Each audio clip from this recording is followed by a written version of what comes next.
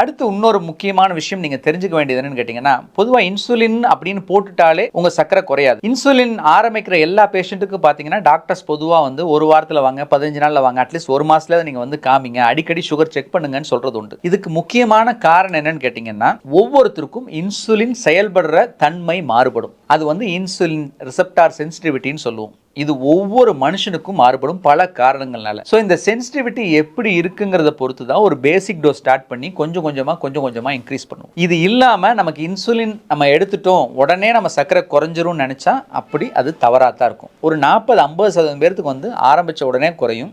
மிச்சம் 50% பேர்த்துக்கு அடிக்கடி செக் பண்ணி இன்சுலின் டோஸை அதிகப்படுத்த வேண்டும். இது ஏன் இந்த இன்சுலின் டோஸ் அதிகப்படுத்த வேணும் அப்படின்னா, சின்ன புரிதலுக்காக ஒரு விஷயம் சொல்கிறேன். பொதுவாக வந்து நம்ம இன்சுலின் அப்படிங்கிறது என்ன சொல்லுவோம், நம்ம குளுக்கோஸை செல்லுக்குள்ளே கொண்டு போகிறதுக்கு. ஸோ ஒரு லாக் அண்ட் கீன்னு வச்சுக்கோங்களேன். அதாவது வந்து ஒரு பூட்டு, அந்த பூட்டுக்குரிய சாவி.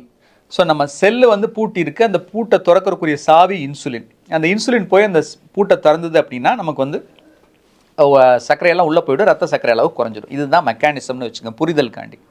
இப்போ ஏன் ஒரு சிலருக்கு அதிகமாக தேவைப்படுது அப்படின்னு கேட்டிங்கன்னா, இந்த இன்சுலின் எதிர்ப்பு நிலை இருக்கிறவங்களுக்கு, இப்போ இன்சுலின் சென்சிட்டிவிட்டி நல்லா இருக்கவங்களுக்கு பார்த்தீங்கன்னா நிறைய பூட்டு இருக்கும், எல்லாமே வெளிப்படையாக இருக்கும். அப்போது போகிற இன்சுலின் எல்லாமே வேலை செஞ்சு திறக்க ஆரம்பிச்சிடும், சீக்கிரமாக சர்க்கரை குறைஞ்சிரும். அப்போ தேவையான இன்சுலினோட அளவு கம்மியாக இருக்கும். இதே இன்சுலின் எதிர்ப்பு நிலை இருக்கவங்களுக்கு பார்த்தீங்க அப்படின்னா பூட்டுகளோட அளவு குறைவாக இருக்கும். அதே போல் பூட்டுகள் அங்கங்கே ஒளிஞ்சிருக்கும், இந்த ரிசெப்டார்ஸ் அப்படிங்கிறது மறைஞ்சிருக்கும். இந்த ரிசெப்டார்ஸை கண்டுபிடிச்சி நம்ம அந்த பூட்டை செலுத்தி ஓப்பன் பண்ணுறதுக்கு கொஞ்சம் டைம் எடுக்கும். நம்ம இன்சுலின் ரத்தத்துக்குள்ளே போனோன்னு நான் சொன்னேன் வெரி ஷார்ட் ஹாஃப் லைஃப்னு, 3-5 நிமிஷத்துக்குள்ளே அது வேலையை முடிச்சுட்டு போயிடும். அதனால் ஒரு வேளை பூட்டு கிடைக்கலன்னா அது வந்து டெஸ்ட்ராய் ஆகி அது அழிஞ்சு போயிடும்.